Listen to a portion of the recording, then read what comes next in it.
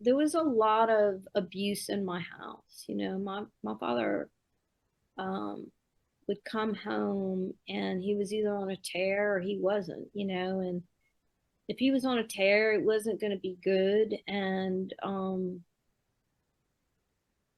I experienced emotional lows through his moods, Right. Mm. through the conditioning. I don't know his time of birth, but I have looked at the Okay. whole chart, looked at the whole Right. day of his birth. And I feel like I've gotten it, I've dowsed, and I feel like, and he was an emotional generator. Mm-mm. And so I feel like we were all conditioned by his wave, Right. you know. Mm. And when he was high, we were all high, and when he was low, we were all low. So I don't know. Trying to think of um one thing that was interesting for me when I was a child. Growing up in South Louisiana, it's very um, um, French culture, and families often live in collectives, like, so my grandparents lived at the top of the street, and my father and all his brothers had houses, and even some of his brothers' kids started to have houses. So I grew up on the street, but we didn't move to the street where the family lived until I was 7 or 8. Until I was 4, I lived in my grandparents' Right. house with Yeah. them, but that was across the big street. So I wasn't really with my other cousins playing on the street. But when we get there and I'm 7, 8, they all were born in their homes, and they were like siblings, because they live next, they commingle Right. like ants, and there's a bunch of them. There's like Right. 20 of them. Wow. So, And so then when we come, I mean, they know us because I lived at my grandparents, but for a while, but they kind of, I'm not their BFF. I'm not integrated into the hive, if you will. And I remember as a child, I think I learned I think I was maybe in 3rd grade when I had the aha, you don't want to be at a party you're not invited to. That's how right. I phrased it for myself. Because it was really hard to be with all this collective of my clan, right? And they're all close, and I'm an outsider. Right. And I realized very quickly that I didn't want to play with them if they didn't want to play with me. I Mm. didn't I didn't need to insert myself. And I remember there would be days where I would just sit on the driveway and I'd watch them doing their thing, and I would just sit there, and I didn't ask to participate. I didn't, I wanted them desperate, inside of me. I desperately wanted to be invited.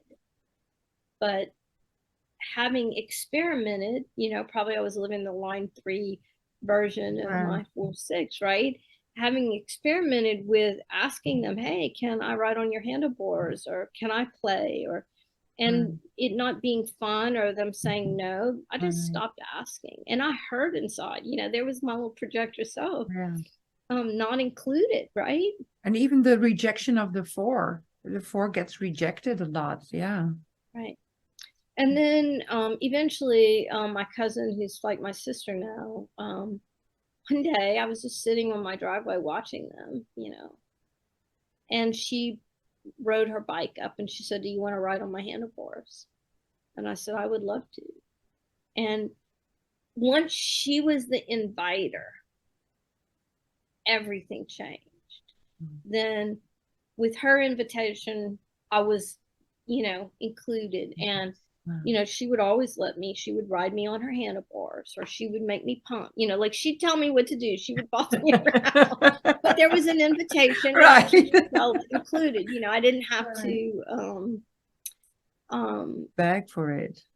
beg, or Yeah. invite myself or anything. And Right. so waiting paid off. But it's really interesting with her. She lived across the street from me. My father was the youngest, her father was the oldest. And eventually, a few years, how old was she, maybe 3 years after we lived there, she had this really intense accident. One of my other cousins, boy cousins, was mowing on this mower, and the mower kind of, he picked up the front and it jumped on her leg, and the lawnmower cut out like a lot of her leg. And she was in a body cast for a year. She was in the hospital a really long time. I mean, this would have been in the 60s, and skin grafting in the 60s, you know. So she had this massive hole in her leg and she had to have all the skin grafting. So she came home from the hospital and her leg was in this massive cast that had like a cage door that her mom would open and have to administer to, you know, so the skin grafts would take. So she was literally in bed for a year. She couldn't, this, you know, like imagine the whole body in a cast. So she was flat for a year. And I don't remember this, but her mom talked to me about it, you know, later in life. And she said that I went to see my cousin every single day for a year. There was my little projector self, you know,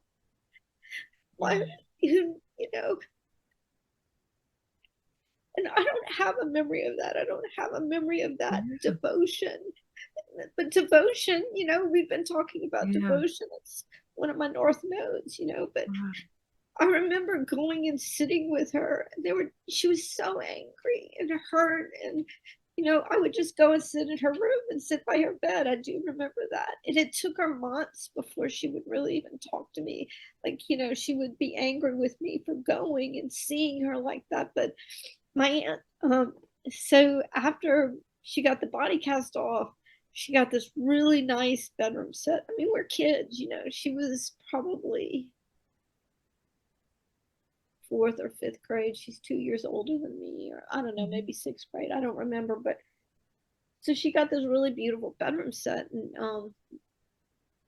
I was invited to go and have the first, you know, sleepover, which was a big deal for us because we didn't, you know, like we were from a very moderate family. You know, some kid getting new furniture was just kind of unheard of. And then her, you know, she got this big teaster bed, and it had this white lace like castle cover, and you know, it was like mind-blowing to us as little children that wow, she got this, you know, castle in her room, you know, with this magnificent furniture. And so when I went, my aunt told me that my cousin invited me, and my aunt told me, you get the special privilege because you came to see her every day she was here. Yeah. And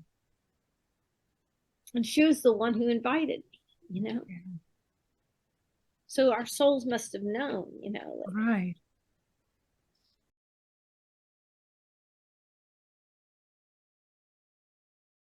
so maybe when we're together, it's just we're so locked in to do our work. We are 902. Yeah. Let's look at our compromise. Yeah. I already knew that one because to me, when I read about the compromise, that I bring in the concentration and focus, because there was one of my, because it's in my Saturn, it's like I could not focus and concentrate when I was young. I was like so distracted because everything is interesting. So then to bring in that, and you have the 9, okay, in an open sacral. So yeah, you don't even have access to it every time. It's like not consistent. So yeah, we'll see what happens. So here. Yeah. And then here. Yeah. Yeah, look at the electromagnetics also. Yeah, that's like we said, the 214. 40, that would be interesting when you hook me up with your 64. I do have that one in my ascendant, is the 64. Oh, cool. Yeah, but I can't wait when we get together. what happens to my realizations? And then you have 63 in Jupiter. Yeah. And, Both. me living on my Jupiter line is. Right. So what's going to happen with that 63-4 when we have your Jupiter, your 63 in Jupiter? I mean, Yeah. that's so, somebody was asking me about that the other day about living here. And I'm like, when I step off a plane, when I'm away and I fly home to Seattle and I get off the plane, I literally can feel Jupiter. I can Yeah. feel this power. It's so powerful for me to live on my Jupiter line. Yeah, and the funny thing is, for me, Mark said, like you, because I live so nearby where I was born, it's kind of logical that I live, on my Venus line, and I thought it was kind of special, but it wasn't. But I always felt when I got aware of it, it felt like it makes sense why everything around me need to be beautified, because it's, I don't know, Venus for me is still, it's not only about values and what Venus stands for, but for me Venus is still about the beauty of life. And because I have the 2.3 also there, I believe I can have, I have a cheat sheet now. Yeah. 3 and 40.0. Yeah. 40.1. Yeah. I feel like I'm always open to discover more beauty, because even when I'm in Costa Rica or somewhere over here, or even in my own home, I always see something, or I buy something that I find beauty in my eyes. So, like, for example, like a very simple thing, it's like absolutely nothing, and somebody would call me crazy, but I bought this pink apple yesterday. Oh, I love Because, that. Look how pretty. but because it's pink, and yeah, It's I don't know, I like the shiny. shape of this apple, and I just because And it's it brings you beautiful, joy to it gave look me at. joy. I get it. So now it just stands there. It's not that I don't have enough. But it's the little things yeah. But yeah, I don't know about Jupiter. We'll see. Yeah, and then me, I'm always that it's my vehicles always want, to hook up with the 36. And it's my moon. Oh, yeah, true, because your niece also added. But can you scroll down a little bit? Because then I can look at the, oh yeah, the discovery. Oh yeah, and the surrender, the design of a transmitter. It's been interesting. You know what's interesting to me? Lately, all the new connections, they all have the full channel of the 2644. So I was like, how is it possible that even my best friend here in the Netherlands has the full channel? Why do I attract or like the 4426 when I only have the 26, but you having the 44? So I did a little observation, and some YouTube videos, they crossed my path, and the main thing in it was that they have, it's design of a transmitter, but I really see those people bringing forth a message, like they have learned something, studied something, contemplated something, investigated something, and they just, bring forth their truth, so to speak. Of course, it's other things that make it happen, perhaps, but I don't know. It's something. But that's so powerful, because think Yeah. about so much of what we do and how we co-create Yeah. together. is encapsulated in what you just said. That Yeah. not in your auric field, not in your presence. I mean, I'm not pursuing, you know, that. And I don't know how it is for you when you're not in my auric field. You know, it's not even my No. intention really, but when we're together, that's what Right. we do together. What sparks? Yeah. And what I love too is that you know, when we're together, we don't have anything to prove. Yeah. Consistently, we don't have anything to prove, and I've noticed that about our relationship. I'm just being present with you. Yeah. What comes out Same. comes out. Yeah. What comes out of you comes out of you. It's often sparks something in the other person, Yeah. as a co-creator, but there's really no proving. You know, there's No. no. It's presence and awareness, Yeah. and you know how it's so nice to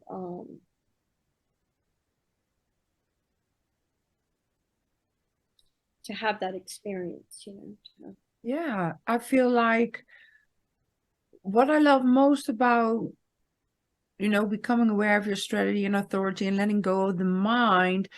And then again, hearing from Ra about the open head and Ajna, and conditioning and everything is, or was it with the open G? I'm not sure yet. But anyway, there was something about how he shared that if you have an open head and Ajna, that you don't think about what comes out of your mouth when you have a defined throat. It just comes out naturally. You don't think about it. And that's what I feel when we come together. I get to respond and my mouth just opens and doesn't even think. But because of your questions, again, I can access it, that whatever gate it is that wants to respond, like even like a medium, like the parts of me get to respond to the questions that you ask me. And then because if I have to think about what I want to talk about, then I have to go study because I'm scared to forget, or that I'm not knowledgeable enough, or whatever. It's all a mind game. But when we come together, it's like this magic hat where the rabbit comes out, and then the handkerchief. Yeah. And maybe that's the transmission between us. It's like, I don't even have words, but you know what I mean. No, I'm getting so much, you know, beyond the words, Right. you know, the quantumness of what you're saying. It makes complete sense to me. And what now just popped up, because that's a pattern I recognize in everyone I speak to with the 4426, it's the transmission without the words. Because I have that with all of them, that I want to say something and it doesn't really come out, and I just look at them and I go like, I get it. And I go like, yeah, right. It's like, and then again, it doesn't come out, and I say like, yeah, I get it. And then they kind of vocalize what I'm trying to say. It's so funny. You do that sometimes for me too. It happens so often.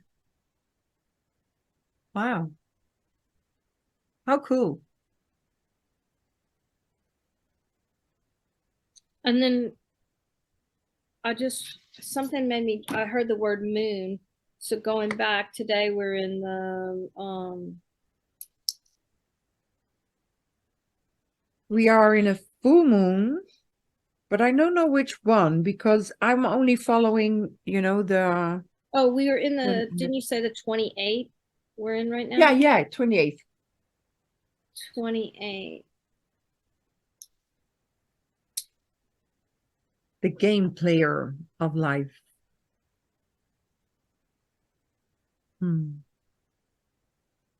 By acknowledging the fear of dying and finding our inner equilibrium, You hold true to your own standards among all the unbalancing forces of the world.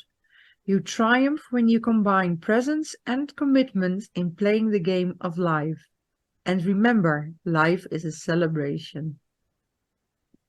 Oof. Wow. We talked about all of it.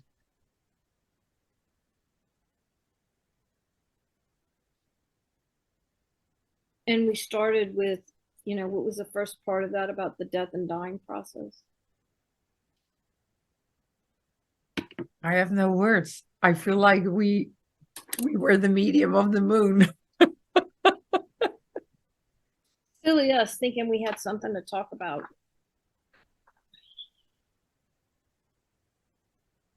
And I just took this from the Book of Lines. I don't know if you want to read it from Karen Curry Parker, but I just opened it because I was like, oh, is she reading from Karen Curry Parker? no.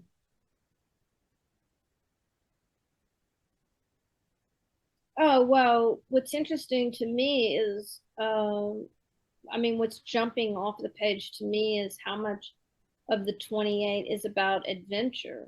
Of course, that's what jumps out. So with the moon in 28 on this very special full moon eclipse,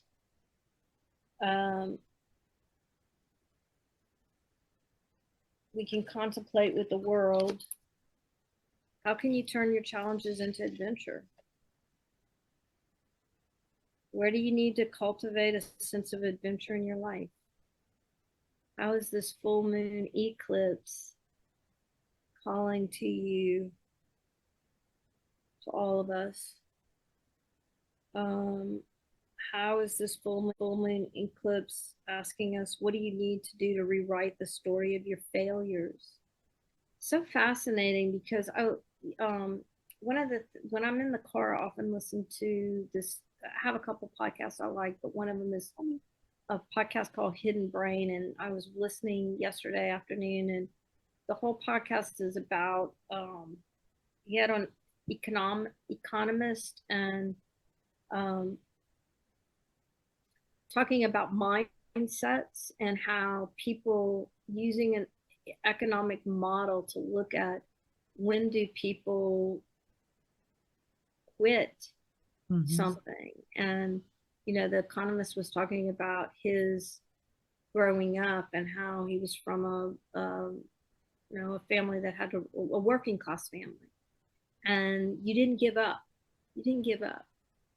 and you worked hard to accomplish things. And he wasn't using human design terms, but what I was hearing as he was talking was, oh, he's talking about people with the open spleen, Right. and he was talking about people with the open ego, and and then he started using economics to talk about, like, when is it good to quit, and how we're conditioned to not quit, how we're Right. conditioned to keep going. And something will come from hard work. And he and this other man had done a study where it was a coin toss study. And so if you were trying to make a decision in your life, you could go to this website and it would toss a coin for you.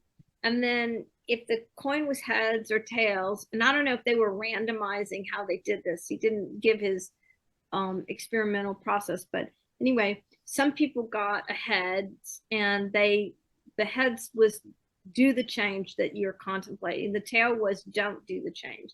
And so then they did this follow-up survey with them twice, like at 2 months and 6 months. They sent them an email and they asked them, were you happy? Are you happier because you did the change, or do you wish you hadn't? And 20,000 people signed up to do, did Wow. it. Yeah. And overwhelmingly, the people who changed were happier. Wow. I know. And this speaks to me as I was listening. Of course, I'm hearing all this human design stuff, and I'm like, oh, how many people have an open spleen and they stay too long? They stay beyond when Yeah. you know, a relationship, a job, a whatever. And, you know, all these people were empowered to change, and then they were happier. Yeah. And there's this other guy that I watch. He's a consultant, but he was watching a short video the other day, and he was talking about how he had given up drinking. And people were asking him why he gave up drinking. And he goes, I want to address why I gave up drinking. And I was fascinated by what he said. He said, as many of you know, I've been in this group, and for 5 years, we ask each other one question every week. What brought you joy this week? And he said, I never one time said drinking brought me Right. joy. Wow. That's powerful. So he said, you know, I'm committed to living my life joyfully and letting go of anything that doesn't bring me joy. And that never was in my list of the thing that brought me the most joy that week. So that's why I've stopped drinking. Wow. And I, you know, like I love that. I love that he has a group that, you know, that's the question they ask every week. And I'm like, oh, I want, you know, I'm going to start asking myself that every week. What brought me Right. joy this week? Of course, it's powerful when you have a group and you're accountable and you have to, you know, really contemplate what is the one thing that brought me joy this week. Right. On that For us, podcast, it's now an easy question, right? I almost feel like there's no easier question. What brought you joy? Well, what didn't bring me joy? right? Even the grumpiness brought me joy because I could laugh about it. Like, what's the beep is going on? Yeah.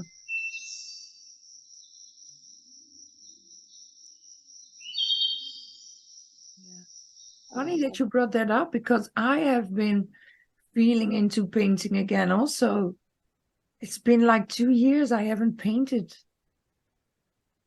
Weird, right? No, I think, you know, it's just, I feel really blessed to be in the place of being able to choose what to do in my life. Yeah. And I can, I do so many things that bring me joy. Um, and I want to paint. I think my body wants to paint and have the movement of painting. Right. And I need to allow the space for that, you know, and I'm contemplating it. But yeah, I mean, I started painting the Delta keys 2.5 years ago, 3 years ago, and I'm still not through the seven. I have 1, 2, 3, 4, 5, I think. So I still have two keys. I'm in the middle of one, and I've been painting on that painting for 2 years. Yeah. But I'll get there. Snow. Yeah. Yeah, it's good to bring that abundance, gratefulness, privileged back to the both of us because we both are so privileged where we are right now, you know. So, and simultaneously, yes, and simultaneously, we created this. That's what my husband always says. You manifested this reality. Yeah. Yeah, I Maybe feel I like do. I did too. You know, I chose to retire at 57, and I worked really hard to create that potential. Right. And um,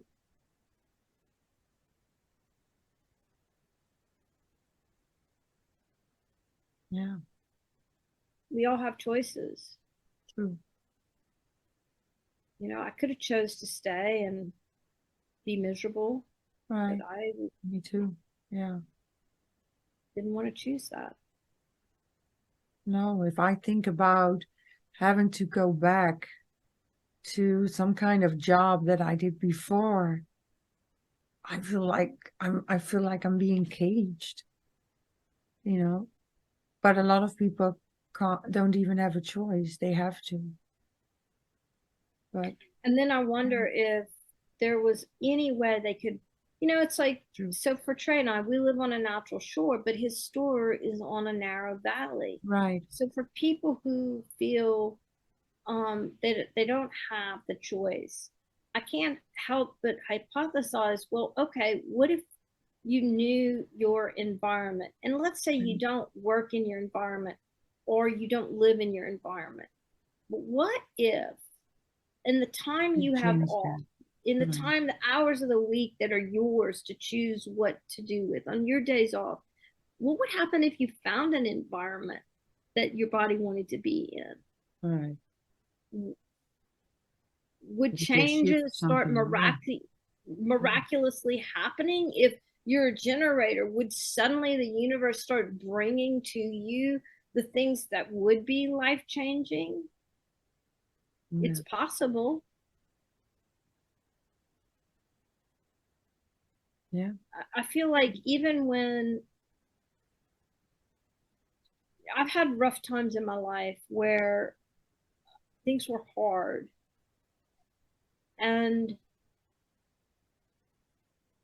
when I contemplated that, I remember asking myself, well, what choice can you make differently?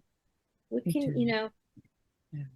any choice, you know, any choice. What joy can you find right now, Simone, in the time that you do have outside of work, outside of responsibility? Right.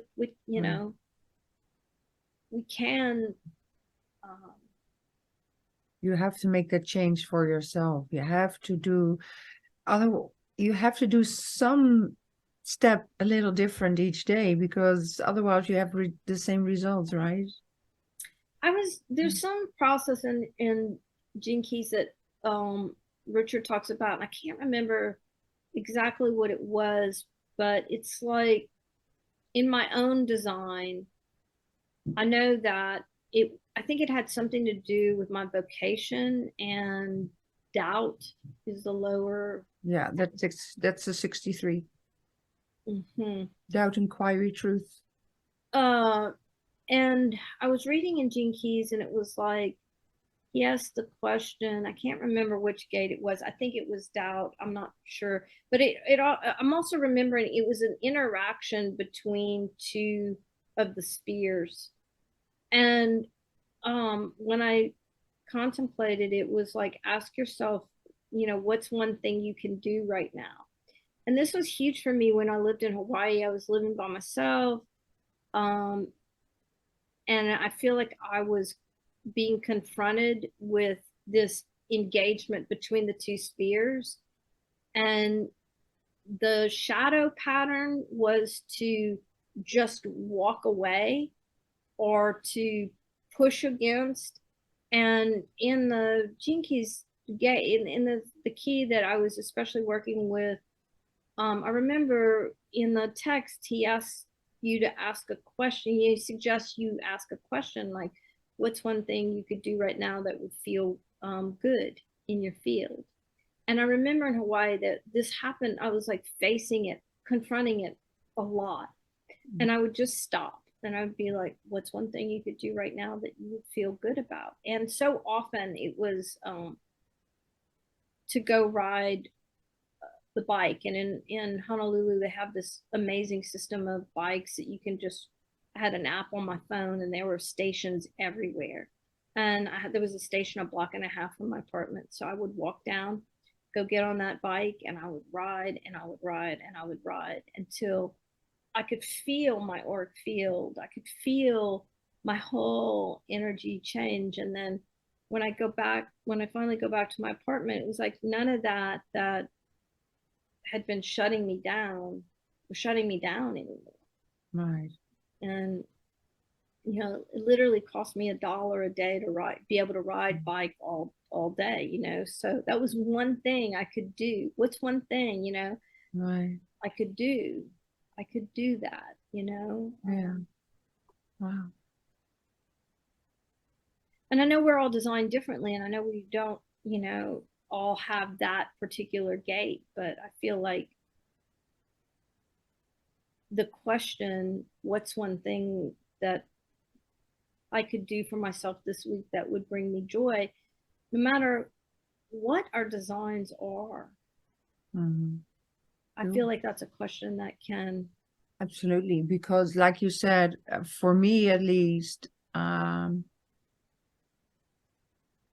it's all a matter of choice, but not even a choice in like literally change your job or quit your job or whatever. It's the choice on how to perceive the thing that is happening in your reality. Yeah. Are you measuring the this and the that, or are you able to just experience, not lay a label on it? Yeah, I mean, this with my open ego, um, you know, I'm teasing out a layer of that, and it has to do with how I'll take responsibility for other people's feelings and emotions. And I'm catching myself. And the more I catch myself, the more, you know, it's again shaving off little, you know, layers of conditioning, you know. Um,